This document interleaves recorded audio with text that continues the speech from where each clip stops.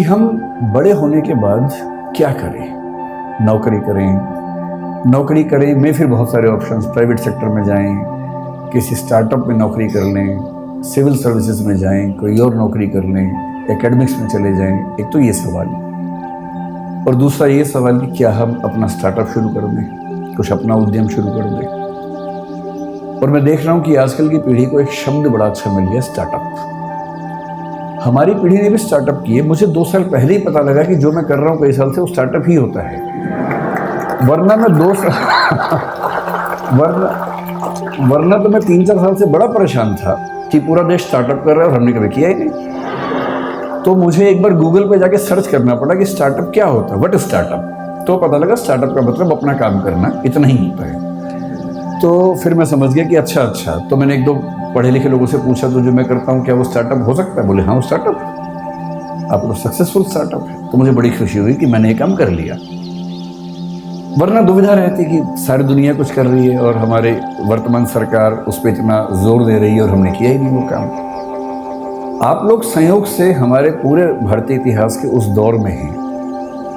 मैं इस पे आता हूँ 2 मिनट के बाद, इस वाक्य को पूरा करूँगा। उससे पहले एक संकेत करता हूँ।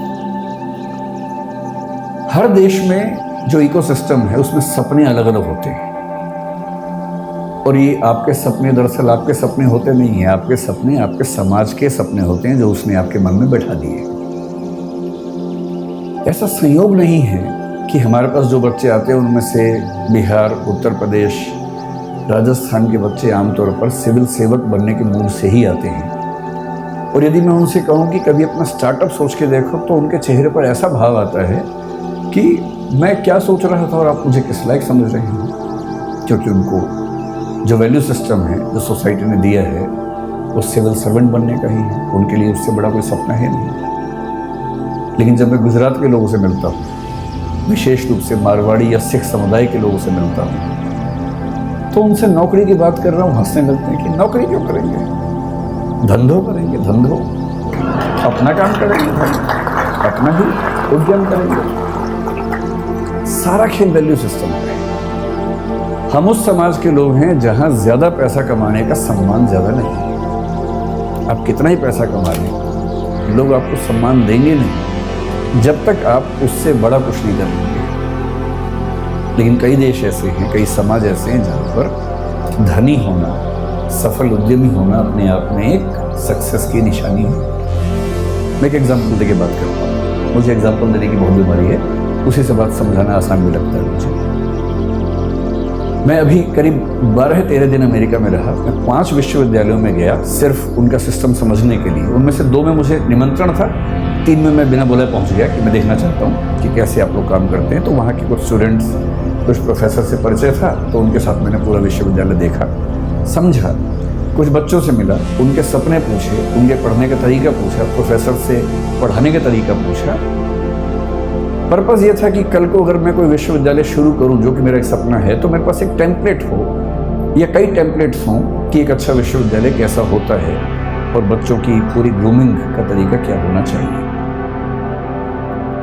तो उन्होंने सब मुझे बताया। मैंने वहाँ जो बिजनेस पढ़ रहे थे, 1-2 बच्चे जिन्होंने बिजनेस स्टडीज़ पढ़ा हुआ था मास्टर्स लेवल पर या ग्रेजुएशन लेवल पर, और मैं अच्छे यूनिवर्सिटी की बात कर रहा हूँ। मैं यूटी ऑस्टिन की बात कर रहा हूँ, मैं मिशिगन यूनिवर्सिटी के रॉस स्कूल की बात कर रहा हूँ, मैं कोलंबिया यूनिवर्सिटी की बात कर रहा हूँ, इनकी बात कर रहा हूँ जहाँ पर पढ़ना किसी के लिए बहुत बड़ा सपना हो सकता है। वहाँ जिन लोगों ने बिजनेस स्टडीज़ की पढ़ाई की, उनसे मैंने खूब बातें की, 1-1, 2-2 घंटे बात की, और अंत में एक कठोर सवाल पूछा।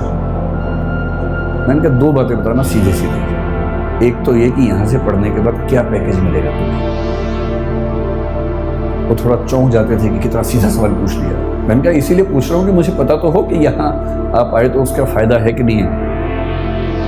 तो उनमें से कुछ ने, मैं स्पेसिफिक नहीं होऊंगा क्योंकि उनकी प्राइवेसी का मामला भी है, 1-2 लोग जो मास्टर्स में काफ़ी अच्छे लेवल पर थे, पूरी स्कॉलरशिप पर गए हुए थे, उन्होंने बताया कि सर हमने जो यहाँ खर्च किया है, मतलब जो बिना फेलोशिप वाले लोग खर्च करते हैं, वो करीब भारतीय करेंसी में 1.5 से 2 करोड़ रुपए के बीच का खर्चा हो जाता है 2 साल की पढ़ाई करने का।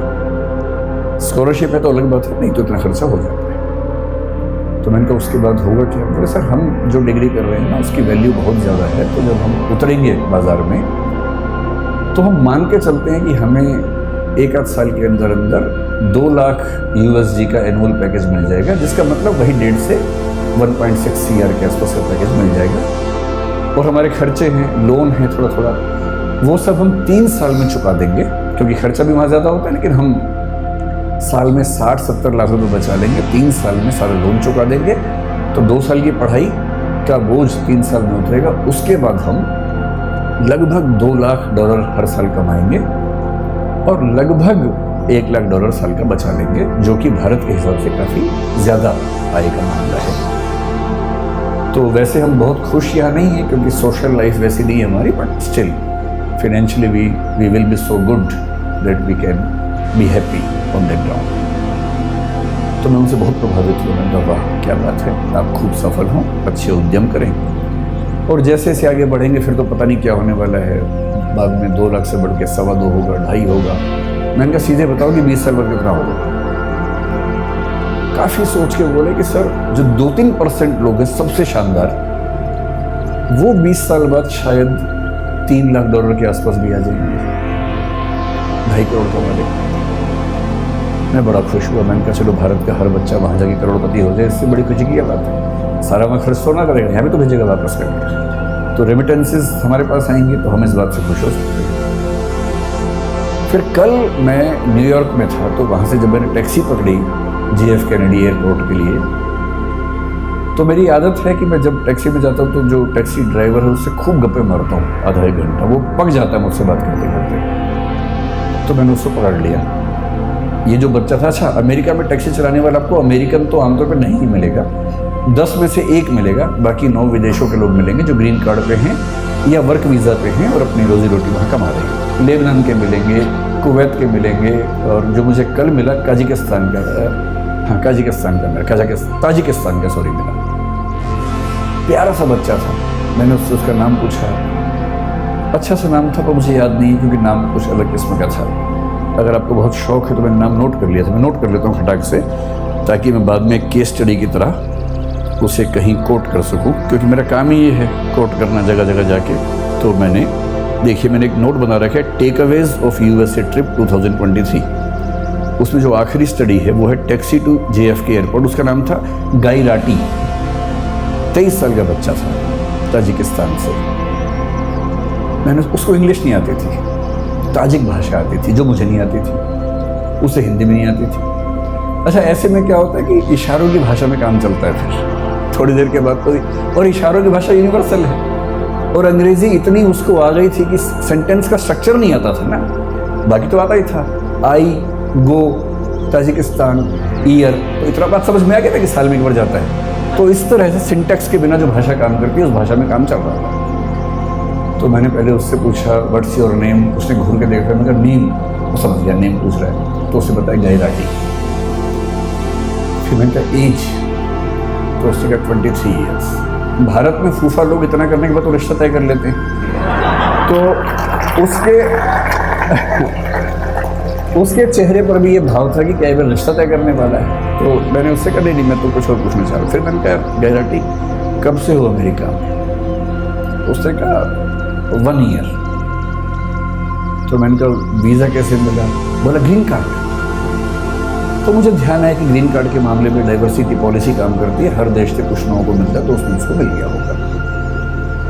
तो मैंने बहुत सहानुभूति के भाव से पूछा, मैंने गाई राटी कितना कमा देते हो यार? मुझे लगा बोलेगा बहुत कम कमाता हूँ, इस भाव से थोड़ी सी टिप मिल जाए अंत में, और मैं उसको बहुत खुश होकर $10 की टिप दूंगा और एहसान कर दूंगा अंत में, मुझे भी खुशी हो जाएगी।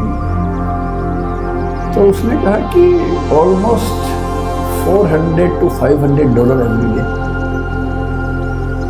अच्छा भारत का आदमी सीधे 80 से गुणा करता है, वहां जाके जो भी फिगर सुनता है खटाक से गुणा करता है।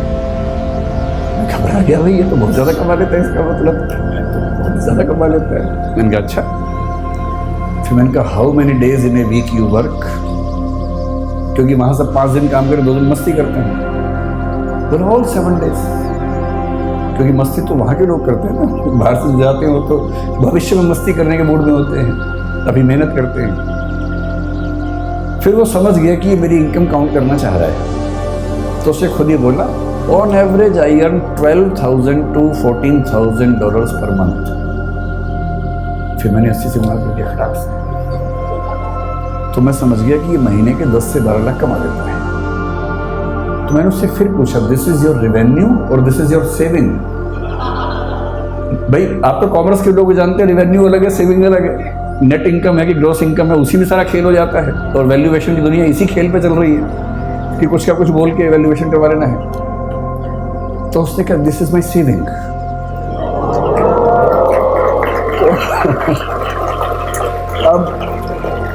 अब मुझे घबराहट होने लगी, क्योंकि वो 10 से 12 लाख महीने का कमा रहा था और उसको 12 से गुणा करूंगा तो 1,20,00,000 से 1,44,00,000 हो जाएगा साल का, जो कि 2 साल की MBA करने के बाद 3 साल लोन चुकाने के बाद भी लगभग उतना हो रहा था।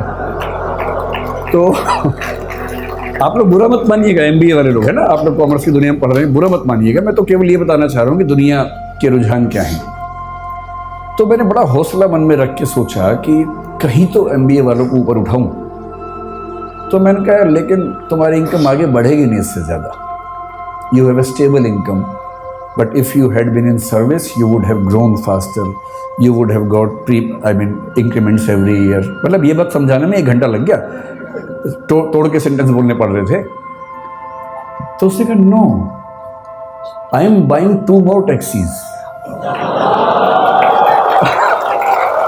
तो मैंने कहा, भाई अभी सेल्फ ड्राइविंग कार की परमिशन तो मेरी नहीं है कि तुम 2 टैक्सी लेके चला दोगे बिना ड्राइवर के, ऐसे कैसे होगा, तुम कितनी चला लोगे?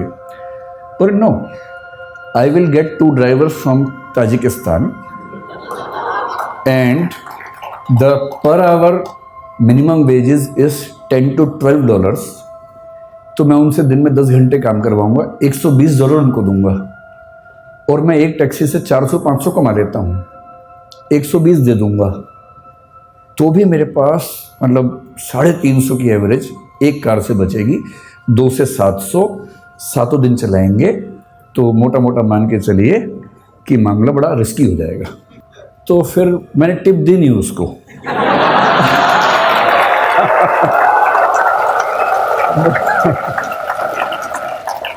मुझे चिंता थी कि जब मैं उतरूंगा कहीं वो मुझे टिप ना दे दे थोड़ी सी, कि भाई आपने इतना पूछा, थोड़ा आप चिंतित हो गए होंगे, अगर आपको टिप चाहिए हो तो आप ले सकते हैं। और मज़े की बात क्या बोला, साथ में पढ़ाई भी करता है वो, इस सब के साथ साथ वो ऑनलाइन या हाइब्रिड करके कुछ पढ़ाई भी करता है साथ साथ। तो मुझे लगा कि श्रीराम कॉलेज ऑफ कॉमर्स के लिए सही केस स्टडी मिल गई मुझे, क्योंकि यहाँ बिजनेस कॉन्क्लेव में तो ऐसी बात करनी चाहिए। तो मैं अपनी बात को केवल 10 मिनट में सार इस एनेक्डोट के माध्यम से समझाना चाह रहा हूँ। आप लोग अभी युवा हैं, जिंदा हैं और सपने देखते हैं। जिंदा होने का मतलब वो नहीं होता है ना, जिंदा होने का मतलब होता है जो जिंदा हो तो फिर जिंदा नजर आना जरूरी है, ये मतलब होता है ना। जिंदा, एक बहुत प्रसिद्ध शेर है, उसूलों पे जो आँच आए तो टकराना ज़रूरी है, जो जिंदा हो तो फिर जिंदा नज़र आना ज़रूरी है। तो मैं इसलिए कह रहा हूँ कि आप लोग ऊर्जा से लबरेज युवा हैं और अभी आपके सपने देखने की उम्र है। जिंदा तो बहुत लोग हैं, लेकिन कुछ लोग ज़िंदगी ढो रहे हैं, घिसट रहे हैं, और आप भरे हुए हैं ऊर्जा से। इस देश को नौकरी मांगने वालों से ज़्यादा नौकरी देने वालों की ज़रूरत है, और हम अपने 5000 साल के इतिहास में पहली बार उस दौर में हैं जहाँ स्टार्टअप करने वालों को इज्जत मिल रही है, वरना यहाँ इज्जत नहीं होती है।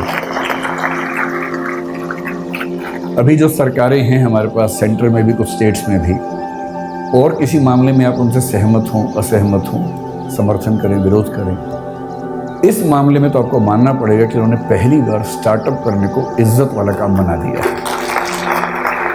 और यदि ऐसा बना ही दिया है, और फिर श्रीराम कॉलेज ऑफ कॉमर्स के ग्रेजुएट्स जिन लोगों ने बिजनेस को इतना ध्यान से समझा है, उसकी बारीकियां समझी हैं, वो उसके बिना अगर वो भी नौकरी ढूंढते रहेंगे तो फिर देश कैसे आगे बढ़ेगा। तो कुछ साल नौकरी करना ठीक है, लेकिन यदि मुझसे पूछेंगे तो मैं ये कहूँगा कि अगर आप वैसे व्यक्ति हैं कि चुपचाप ज़िंदगी गुजार लेनी है तो ठीक है, कीजिए नौकरी।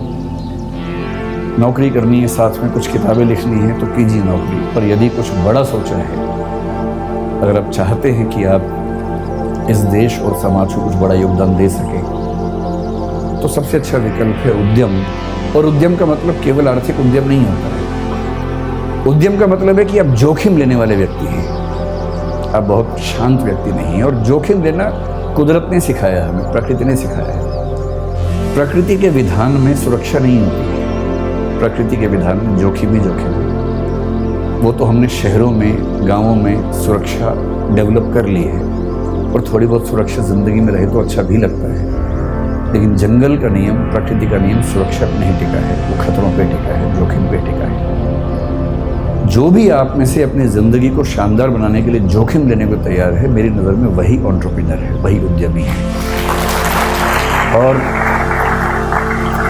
और जोखिम केवल पैसे के लिए नहीं होता है, होना भी नहीं चाहिए। जोखिम महात्मा गांधी ने भी लिया, अंबेडकर साहब ने भी लिया, दोनों शानदार वकील थे।